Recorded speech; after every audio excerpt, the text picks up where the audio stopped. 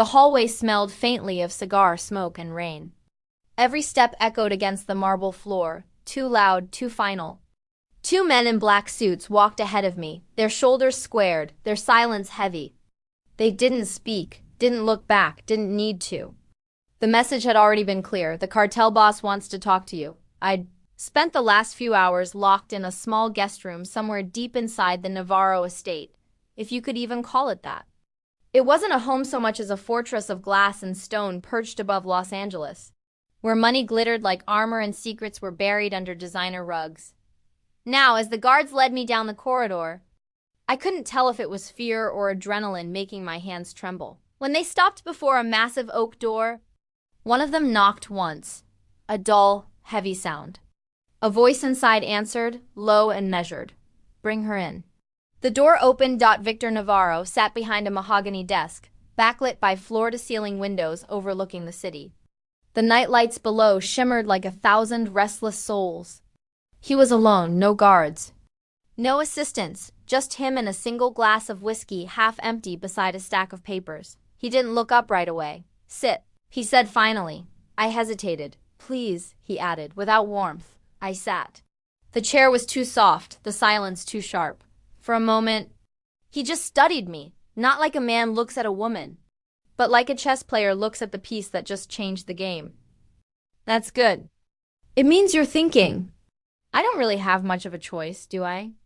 I replied before I could stop myself. Something flickered across his face. Amusement, maybe. "No, but you still have control over what kind of silence it is. The fearful kind, or the smart kind. I'm not afraid of you." He smiled faintly. "Then you don't understand me yet." The rain outside tapped softly against the glass. He poured a second glass of whiskey and slid it toward me. "Drink." I didn't move. "Do you know why you're here?" he asked. "I saved your son." His gaze didn't waver. "You think that's all it is?" "I think that's the reason you haven't killed me." Yet, the faintest curve touched his lips. The kind of smile that made you unsure if you just earned his respect. "Or sealed your fate." "Fair enough," he said, leaning back. "You did save Luca, and I don't forget debts like that. But I also don't believe in coincidence. You being on that road that night. The timing. It doesn't sit right." I frowned. "You think I planned the accident?" "I think nothing in my world happens by chance." I leaned forward, anger pushing past fear. "I was driving home from work, Mr. Navarro. I saw a car crash. I pulled your son out before it exploded." "That's it. That's the story." He studied me in silence for a long time. Then he nodded once, slow, deliberate. "Maybe you're telling the truth," he said. "Maybe you're not. But either way, you've stepped into something much bigger than yourself." He stood and walked to the window, his reflection a dark outline against the city lights. "Do you know what it means to save a Navarro?" I said nothing. "It means you're under my protection now. Whether you want it or not." "That sounds more like a threat than gratitude." "It's both." He turned back toward me, eyes sharp, gray as gunmetal. "Protection has a price, Allison." "Every gift does." I wanted to ask how he knew my name, but I already knew the answer. He knew everything. My apartment, my job, my blood type, the number of steps between my front door and the street. "What do you want from me?" I asked quietly. Victor came closer, the soft rustle of his shirt louder than the storm outside. He leaned down until his breath brushed my cheek. Whiskey, cedar, something darker.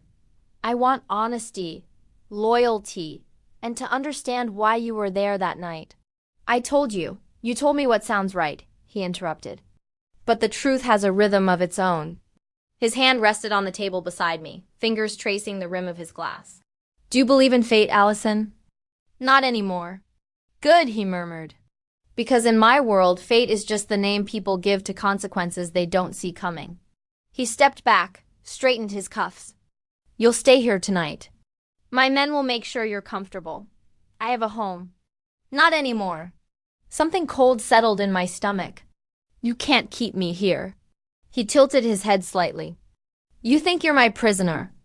"I think you're not giving me a choice." "That's what everyone says," he replied, walking back to his desk. "Until they realize being chosen by me is the safest thing that ever happened to them." He sat again, dismissing me with a nod. You can go now, rest. Tomorrow we talk again. About the night you saved my son. And what really burned on Mulholland Drive. The guards opened the door.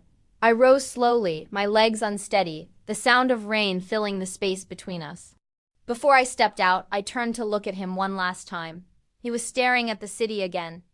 His reflection flickering in the window, powerful, alone, an utterly unreadable dot, and in that moment, I realized something that made my heart sink deeper than fear.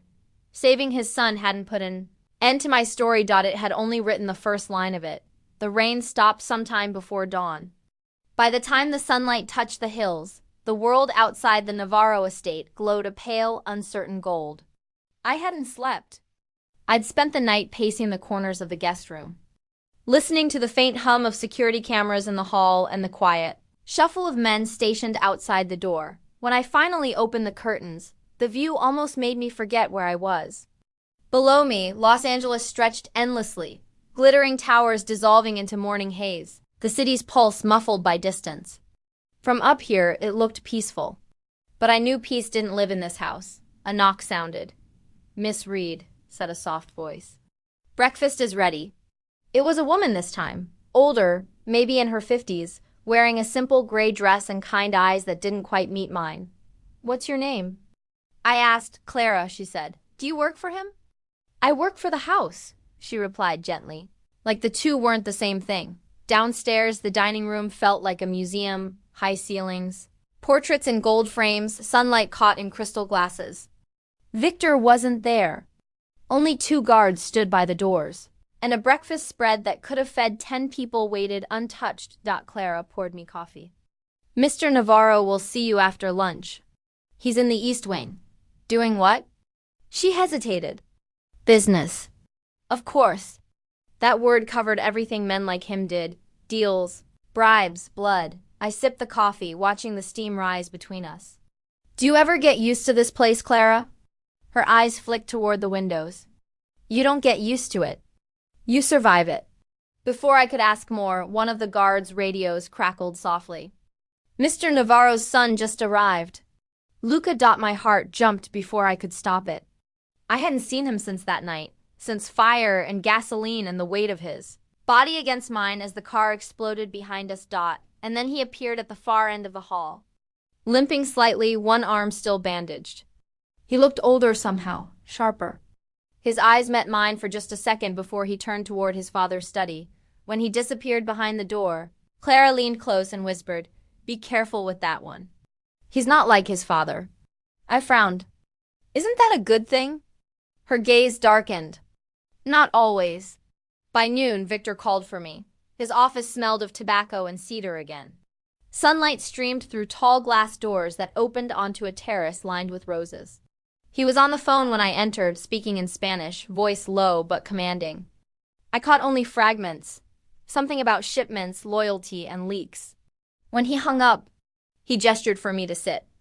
"You're angry with me," he said. "Not a question. I don't like being locked in a room." "You weren't locked in. You were protected. Same thing."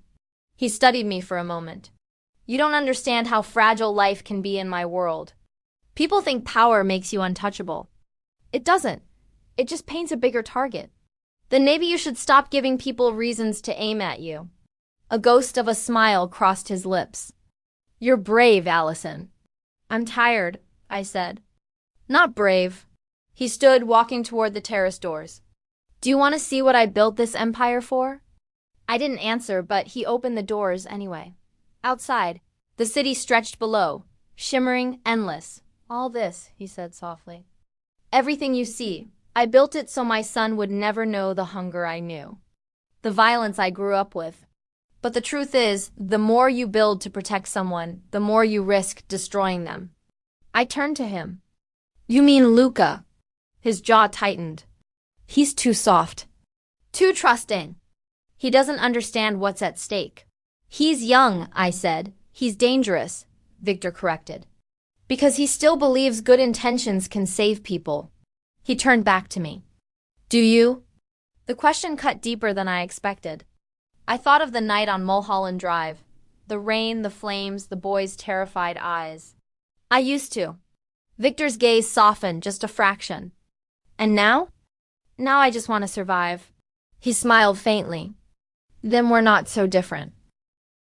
Later that day, I found Luca in the garden. He was sitting on the low stone wall near the fountain, a cigarette between his fingers. His legs stretched out stiffly. You shouldn't smoke with those injuries, I said. Approaching, he glanced up, a small smirk forming. You sound like Clara. She's smart. She's terrified. He flicked ash into the fountain. You shouldn't have come here. Your father invited me. Yeah, he said bitterly. That's what worries me. I sat beside him. He doesn't seem like the type who lets people close. He doesn't, not unless he needs them. Needs them for what? Luca's gaze shifted toward the mansion. Sometimes to fix things. Sometimes to replace them. The air between us thickened. Somewhere inside, a door slammed, a reminder that every inch of this place belonged to his father's control. Why did you come back? I asked quietly. You could have disappeared. He looked at me, really looked. Because you pulled me out of that car when I didn't want to live. And now I can't stop thinking about why you did. I don't even know, I admitted. Maybe because I couldn't stand to watch someone die. He nodded slowly. Then don't start now. What do you mean? He took a deep drag, exhaled, and said, Because if you stay here much longer, my father's going to decide what you're worth. And once he decides that, he never changes his mind. Before I could respond, a shadow moved in the doorway behind us, Victor watching. His expression unreadable, his eyes like smoke. Dinner in 1 hour, he said quietly. Both of you. Then he was gone. Luca's shoulders stiffened. You see? The house always knows. I stared at the fountain, at the ripples spreading across the water where his ashes had fallen. For the first time, I realized the truth. This wasn't just a mansion. It was a cage built of beauty and danger. And it was starting to close around me. The Navarro mansion changed at night. What had shimmered golden and grand by daylight turned cold and spectral after sunset. The corridors whispered, the portraits seemed to watch. And the chandeliers flickered like the ghosts of power that wouldn't die. Dinner was silent. Victor sat at the head of the long table, his knife gliding through roasted meat as if it were nothing more than a formality. Luca sat across from me, eyes down, expression unreadable. 2 guards stood by the door, pretending not to listen. Victor spoke first. Allison, do you know why I built this house where I did? No, I said quietly. He looked toward the windows where the hills bled into the horizon. Because it's the highest point in Los Angeles. From here, I can see everything, who's coming, who's leaving, who dares to climb. That sounds lonely, I murmured. He smiled slightly. Power always is. Luca set down his fork, the sound sharp. You mean control? Victor's eyes flicked to him. Is there a difference? Yes, Luca said. Control is fear. Power is respect. You only have one of those. The silence that followed was suffocating. Victor didn't raise his voice, didn't even move. He simply said, enough, and Luca went quiet, though not obediently. When dinner ended, I tried to slip away to my room, but Victor stopped me in the hall. Walk with me. We went down a narrow corridor that I hadn't seen before. The walls were lined with old photographs, black and white portraits of men in suits, soldiers, women in gowns. Generations of Navarros, I guessed. Do you see these faces? Victor said. Every one of them built something, and every one of them lost something to keep it. Is that supposed to make me feel better about being trapped here? He glanced at me, amused. You're not trapped. You're being tested. For what? For truth. He stopped before a locked door, took a small key from his pocket, and turned it slowly. The hinges creaked as it opened. Inside was a small study, dark, cluttered, filled with the smell of old books and dust. A single photograph sat framed on the desk. A woman in her 30s with kind eyes and a smile that looked like sunlight. She was beautiful. I said softly, she was everything, Victor murmured. My wife, Luca's mother, what happened to her? He hesitated, then said simply, she left. But the way he said it, flat, without grief, told me the story was more complicated than that. Why are you showing me this? I asked, because she believed in saving people too. The way you do. And it destroyed her. He turned to me then, his voice quieter, more dangerous. You need to decide, Allison. Are you here because you care about Luca ... or because you want to understand me? My breath caught. I didn't choose to be here at all. Not yet, he said. But you will. He stepped closer, so close I could feel the heat of him. Be careful which of us you save. One will love you for it. The other will ruin you. And then he was gone, leaving the scent of smoke and memory behind. That night, I couldn't sleep. His words echoed in my head, be careful which of us you save. I needed air. I slipped out of my room barefoot, moving quietly through the darkened hallways. The house felt alive, floorboards creaking, wind whispering through unseen cracks. Somewhere, faint music played, a record spinning somewhere far below ... drawn by the sound. I followed it down the back staircase to the lower level. That's when I found the locked door. It wasn't ornate like the others, just metal, heavy, industrial. But faint light spilled out from underneath, and I heard voices. Men, 2 of them. Navarro's losing it, one said. The girls got him distracted. Doesn't matter, said the other. Once the transfer's done, we're out. He won't even know what hit him. My pulse quickened. I crouched closer, trying to see through the cracked paperwork, boxes, weapons, maps. And then a word that made my blood run cold. Cartel. I stepped back, heart pounding. The whisper of my movement must have given me away because suddenly, the door creaked open. A flashlight beam hit my face. Hey. I turned and ran, the hallways twisted endlessly, left, then right, then another right. My bare feet slapped against the floor. I heard footsteps behind me, closer, faster. Then, out of nowhere, an arm grabbed me, pulled me into the shadows. She. Luca. He pressed a finger to his lips, his other hand covering my mouth. The guards passed, their footsteps fading.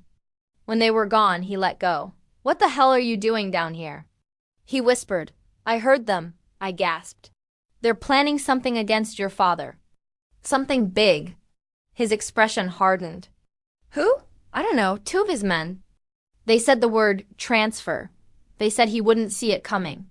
Luca's jaw tightened. Then it's already started. What has? The end, he said.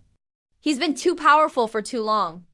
There are people in his own circle who want to take him down, and they're using you to do it. Me? He nodded. You showing up that night, saving me, that wasn't luck, Allison. Someone made sure you'd be on that road. I stared at him, breathless. That's impossible. Nothing's impossible here, he said.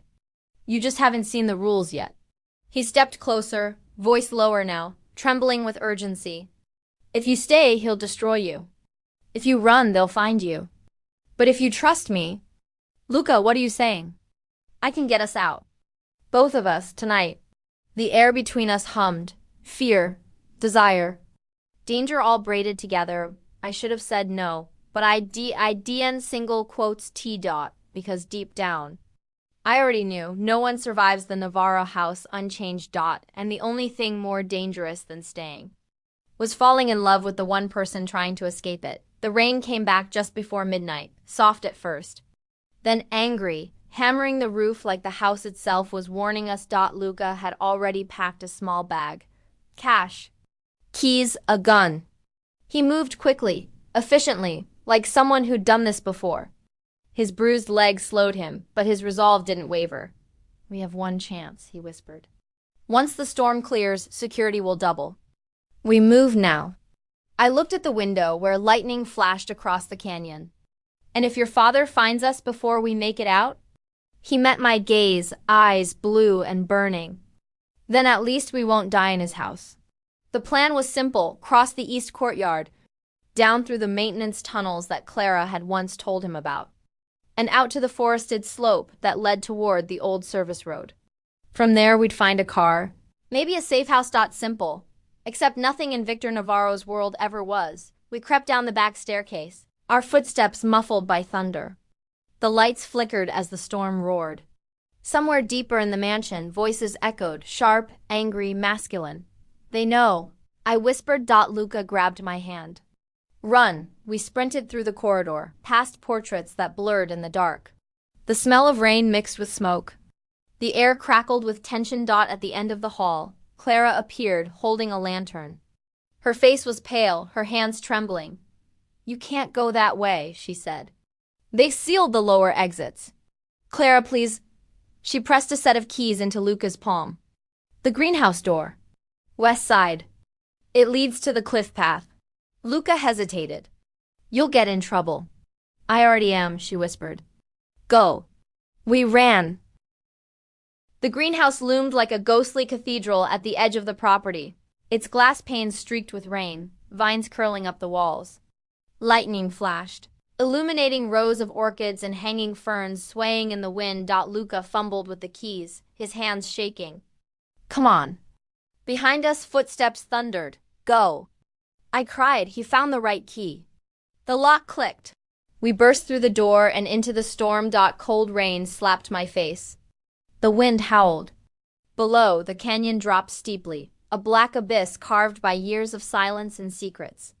The path was narrow, slick, and half hidden by trees. We stumbled down it, slipping, gasping, holding on to each other as the storm tried to pull us apart. "Keep going." Luca shouted over the wind. A voice boomed from above. "Luca!" We froze. Victor Navarro stood on the terrace, a dark figure against the lightning, his coat whipping in the wind. Men with flashlights spread behind him like wolves. His voice carried, calm but lethal. "Come back inside." Luca didn't answer. "Don't do this, son," Victor said. "You don't understand what you're walking into." Luca turned, shouting over the storm. "You're the one who doesn't understand. I'm done living in your cage." Victor took a step forward, his expression unreadable. "And her?" He called, pointing at me. "You think she's your freedom? She's not. She's the reason you're both about to die." The words hit like ice. Luca's grip on my hand tightened. He's lying. But I wasn't sure anymore. The memory of that night, the way the Maserati had flipped, the suddenness of it, it all came rushing back, fragments rearranging in my head. "Luca," I whispered. "What if he's right?" He turned to me, his eyes wide, desperate. "You think I'd use you?" "No," I said. "But maybe someone used me." He started to speak, but the sound of engines drowned him out. More SUVs. More men. They were closing in fast. "We have to go." I yelled. We ran again, slipping down the muddy path. The beam of a flashlight caught us for a moment. A voice shouted, "There! By the cliff!" Gunfire cracked. The sound tore through the rain, deafening. Final. We ducked behind a boulder. Luca returned fire once, twice. The shots echoed into the canyon. Then, silence. And in that silence, I heard it, a faint hum beneath the rain. A helicopter. I looked up. Through the mist, black blades cut across the clouds. Searchlights sweeping. "They brought the chopper," Luca said grimly. "We can't outrun that." He grabbed my shoulders. "There's another way." "The cliff. There's a drainage tunnel about 50 yards down. It leads to the highway." "But we have to jump." "Jump?" I shouted. "It's a drop. It's the only chance we've got." Behind us, Victor's voice boomed again. "Closer now. Luca." Luca looked at me, rain streaming down his face, eyes blazing with something between love and madness. "Do you trust me?" I wanted to say no. I wanted to scream that none of this was real, that I never should have stopped my car that night. Never should have opened the door, never should have saved his life, but I couldn't, because somewhere along the way, fear had turned into something else. "I trust you," I whispered. He took my hand. We ran to the edge. The lights caught us one last time. Victor shouting our names, the wind howling. The world collapsing into sound and water and darkness, and then we jumped. The fall was a blur, wind, rain, impact. Cold water swallowed us whole. When I surfaced, gasping, the current dragged me forward. Luca was beside me, coughing, shouting something I couldn't hear. Then everything went black. When I opened my eyes, it was morning. I was lying on a riverbank, clothes torn, throat raw. The storm had passed. The world was quiet now. Too quiet. "Luca?" I called weakly. No answer. I pushed myself up, pain shooting through my body. The river stretched endlessly behind me, glittering under the pale dawn. He was gone. I turned toward the road. Empty. Winding up toward the city I'd barely escaped. Somewhere behind me, a single voice echoed through the trees. carried by wind and memory. Allison. Victor's voice. I didn't look back. Because deep down, I knew the truth. The fall hadn't killed us, but it had changed everything, and the price of freedom was only just beginning to show itself. The sun had barely risen over the California hills when I finally stopped walking. My legs shook from exhaustion, my throat burned from river water, and my thoughts tangled in the same looping question that wouldn't die. Where is Luca? The road was empty. Birds cut through the mist above the valley, and far in the distance, the faint hum of the city bled into the morning. Everything looked so calm, it almost felt cruel. I was alive. Somehow, but survival didn't feel like victory. It felt like aftermath. My clothes clung to me, soaked and muddy. I found an old payphone outside a shuttered gas station and tried to call Maya, my best friend, the only person who'd still pick up. The line rang twice before a mechanical voice said the number was no longer in service. I stared at the receiver in disbelief. Victor Navarro's reach had followed me even here. I needed to keep moving. By late afternoon, I reached a small diner near the edge of the valley, a lonely stretch of road called Highway 33. A neon sign buzzed weakly above the door. Betty's. Inside, the smell of coffee and rain filled the air. A waitress with tired eyes looked up. "You look like you've seen a ghost," she said. "Maybe I have," I murmured. She poured me a cup without asking. The warmth steadied me just enough to breathe. When I asked about buses heading north, she said the next one didn't come until midnight. That gave me a few hours to disappear into the noise of the diner. The clatter of plates, the hum of an old jukebox, the faint smell of frying onions. I almost started to believe I'd escaped until I saw the man at the corner booth. Dark suit, cufflinks, a face I recognized. From the Navarro estate, one of Victor's men. Our eyes met for a second. He smiled. Then he reached into his jacket. I bolted through the back door, across the parking lot, down the embankment behind the diner.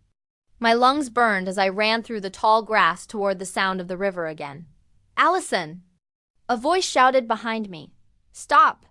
Not Victor's, not Luca's. A stranger's, cold, professional.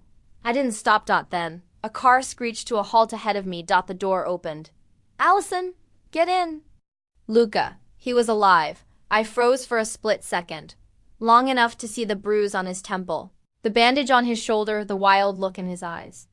Then I ran toward him, throwing myself into the passenger seat as he slammed the accelerator. The tires spun through mud. Bullets shattered glass, but we were gone before the sound caught up to us. When the highway swallowed the noise, I finally turned to him. "I thought you were dead." He smiled faintly, blood drying at the corner of his lip. "So did they. Your father's men, they're not his anymore," he said. "Not after last night." I stared at him. "What does that mean?"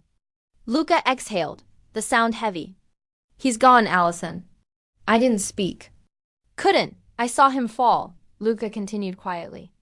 "He followed us after we jumped. The current took him. I tried to reach him, but—" His voice broke. The words hung between us.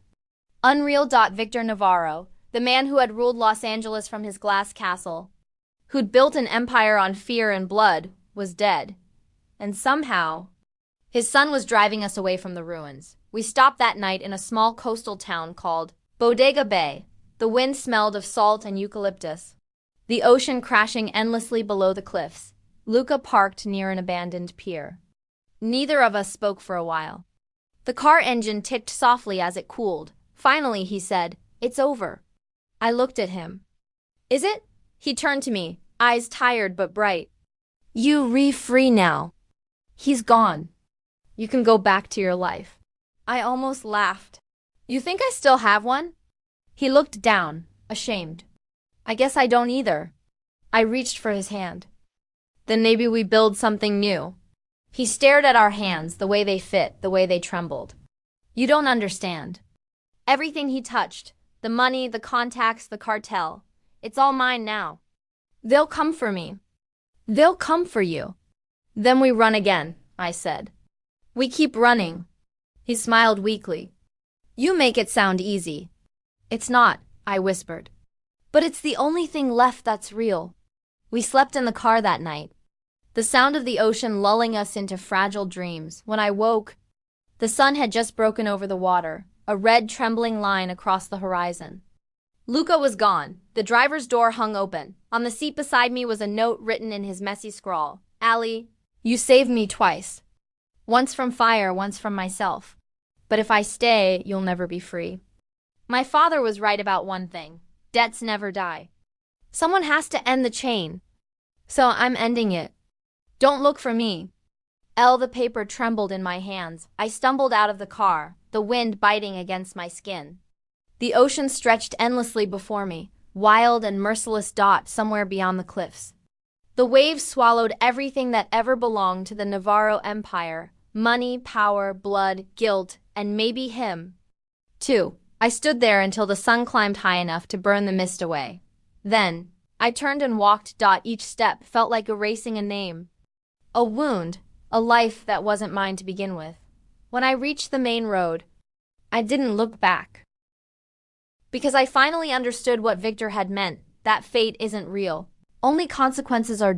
And the consequence of saving the wrong man is becoming the woman who survives him. The city waited somewhere far ahead. Bright, loud, uncaring. I started walking toward it. And for the first time, I wasn't anyone's debt. I was my own salvation.